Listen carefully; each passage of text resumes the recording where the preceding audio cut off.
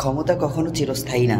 Fascist Awami League একসময় বিরোধী দলগুলোকে নিষিদ্ধ ঘোষণা করত, মাহফিল নিষিদ্ধ ঘোষণা করত, বিভিন্ন ইসলামপন্থী দলগুলোর নিষেধাজ্ঞা দিত, বিএনপির রাজনৈতিক সকল কার্যক্রমে পারে না নিষেধাজ্ঞা দেয়। প্রত্যেক তার বিরোধী দলীয় যারা, তাদেরকে বিভিন্নভাবে নিষেধাজ্ঞার উপরে রেখে বিভিন্ন অত্যাচার করেছে দীর্ঘ 16 বছর ধরে।